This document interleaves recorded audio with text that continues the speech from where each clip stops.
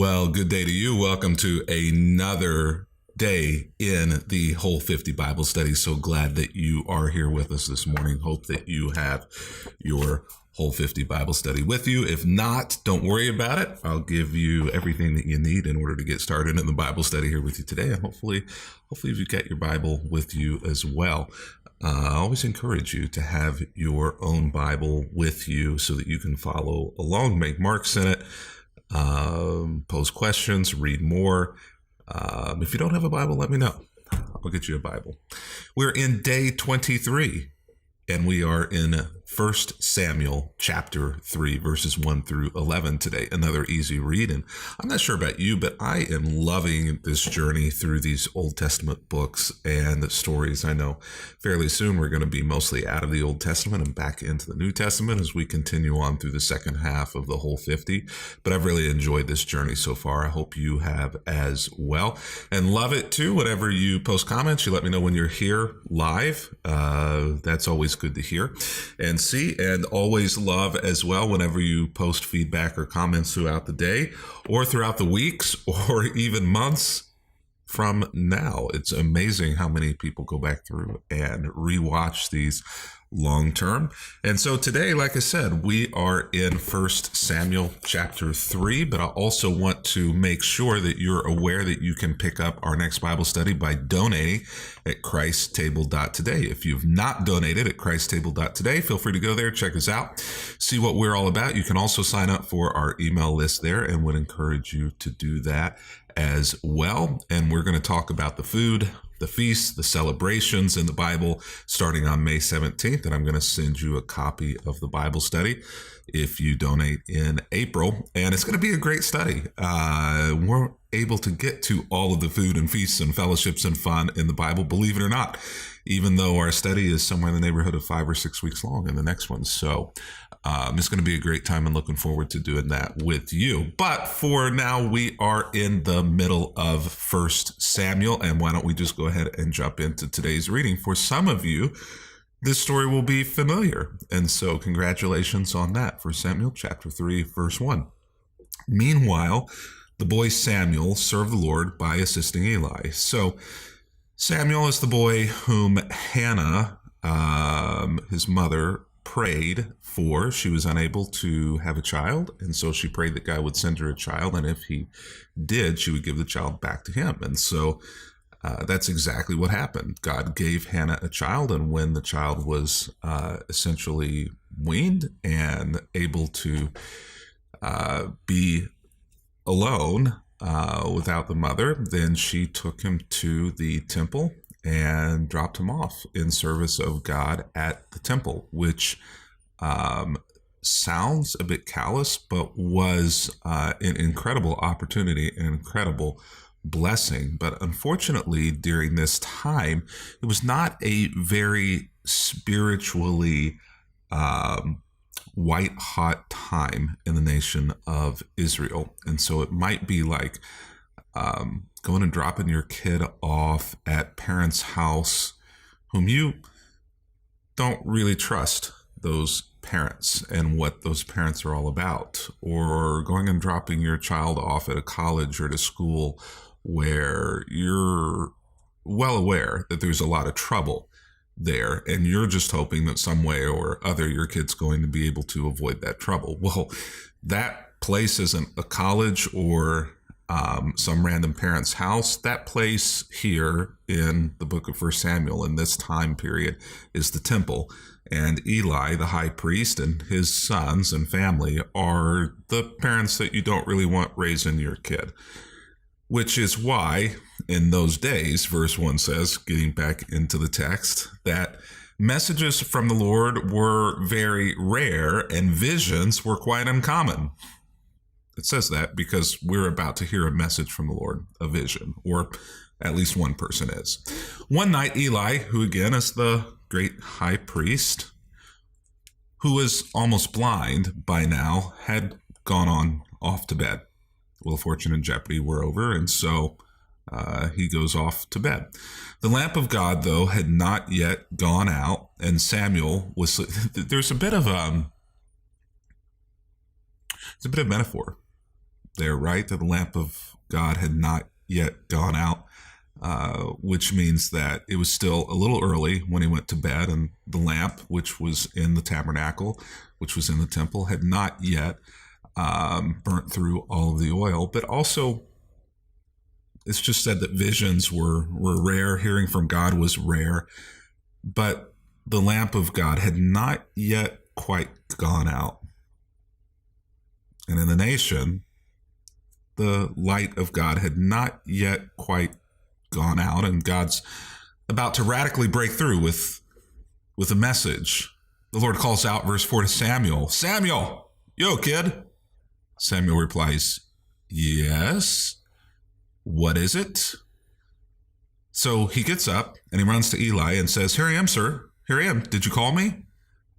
I didn't call you. Eli replies, go back to bed, boy. So Samuel does. Then the Lord calls out again, Samuel. I always wonder, what does it sound like? What kind of voice inflection do you think God used there? Was it the still small whisper that Eli encountered? Was it the powerful booming voice that Job encountered? Was it more questioning, Samuel? Or was it a statement, Samuel? Either way, God calls out a second time to Samuel. Again, Samuel gets up and goes to Eli. Here I am. Did you call me? Samuel has no idea that this voice isn't Eli's, and certainly isn't thinking that it's God's voice, because a word from God in those days was rare. I didn't call you, my son. Eli said, go back to bed. I'm trying to sleep here. Samuel did not yet know the Lord because he had never had a message from the Lord before. It's a really interesting way to phrase that. And I hope that maybe today you'll ponder that verse 7 a little more deeply. Samuel did not yet know the Lord because he had never had a message from the Lord before. What do you make of that? Does that mean that you have to have a message of the Lord in order to know the Lord? Was it just during those times that there was no ability to see or understand the Lord without hearing a message from him because you weren't able to see him being reflected in the character of those around you, those who were neighbors to you, or even those who worked at the religious centers of worship, like Eli and his sons? What does it mean that Samuel didn't know the Lord because he'd never yet had a message from the Lord before? So, verse 8, the Lord calls a third time. That is some serious persistence out of God, and thankful we should be that God is seriously persistent whenever we are close-eared, close-minded to God. So the Lord called out a third time, and once more, Samuel, persistent as well, rather than just ignoring this random voice, gets up and goes to Eli and says, Eli, I'm here. Did you call me? Maybe Samuel thinks that Eli at his old age is losing his mind, or is in a dream, or is asleep. Then Eli, and this is one of the few moments where we see Eli, maybe why we see Eli became the high priest here. We see a spiritual sensitivity here that doesn't seem to be present in all of Eli's dealings. If you keep reading, you're going to read about Eli's sons and how worthless Eli's sons, who were priests as well, are, and the things that they're doing, and Eli's ignoring it. And we know that sometimes the apple doesn't fall too far from the tree, and so it may well be that part of the reason why Eli's sons are the way that they are is because there's something broken and dysfunctional in the family itself. But Eli in this moment seems to grab hold somewhere deep of some spiritual sensitivity or some spiritual core that's still present, because he realizes at this point it's the Lord that's calling. And so he says, go and lie down again, and if someone calls again, say, speak, Lord, your servant is listening. So Samuel goes back to bed, and the Lord came and called again. Persistence. Thankful we should be for persistence. The Lord calls again, as before, this time saying his name twice, Samuel, Samuel. And Samuel replies, speak, your servant is listening. And this is the beginning of quite a journey for Samuel that takes him through, well, 2 books here of the Bible are they written by Samuel's hand? If they're not written by Samuel, they're written about the time period in which Samuel led as a prophet of God. And so, what are we to make of all of this? Well, I'm certainly interested in what you think and what you see in this text, but 2 things that came to mind for me. First one is, when you don't know someone well, you aren't able to recognize their voice. Where was it back there in the 2nd verse? See if I can pull that up here. No, it was the 1st verse. In those days, messages from the Lord were very rare and visions were quite uncommon. Verse 1 says, why were messages from the Lord rare and why were visions uncommon? Well, we've talked about this a little bit over the last few days, but part of it is that God may have been speaking and they weren't hearing, or maybe because they had stopped listening to God, God had just simply stopped speaking. Chicken and egg, outcome is the same thing, right? They stopped hearing or stopped listening for God's voice, and God's voice became rarely heard, or God rarely spoke.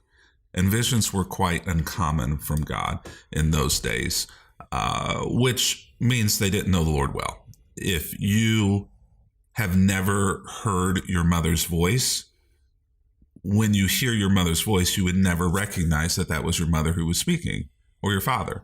The opposite of that is when you know someone super well, a spouse, a child, a parent, someone whom you've spent a great deal of your life and your journey with, you can pick that person's voice out almost without that person even saying anything, right?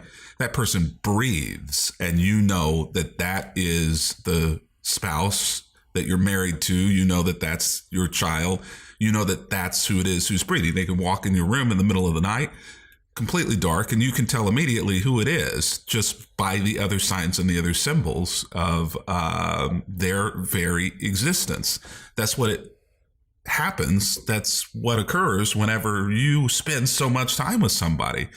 And so it's clear here that they had not been spending time with God. They didn't know God well because they weren't able to recognize or hear his voice any longer, or even worse, didn't care to hear God's voice. You ever get to that place with someone you love, a spouse, a best friend, a coworker, a confidant? Well, you were like this, but then something happened and the relationship fell apart, and you stopped wanting to hear their voice. You stopped wanting them to be around. No matter what the circumstances were, this is a miserable place in which Samuel now finds himself. Except that God is now speaking, and that's going to change everything. Second thing, your age or vocation are not standing in the way of you hearing from God. It's one of the things I love about this passage is Samuel is very young here.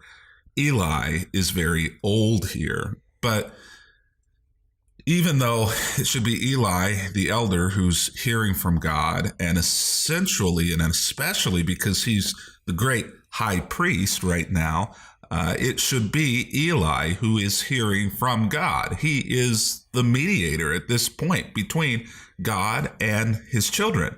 And yet it's the young kid who's hearing from God here. It's the one who doesn't have the training, the education, doesn't have the title. The lowest rung on the ladder is being held by this kid, and it's whom God is intent on speaking to. That should say something to the young among us, and it should also say something, right, to the old, the educated, the the overly titled among us, that your age and your vocation are not standing in the way of you hearing from God. And so don't think just because Dr. Young here, who's pastored churches and written a whole lot of content and studied a whole lot about God and about his church, and God has just as much likelihood to speak to you as he does to me.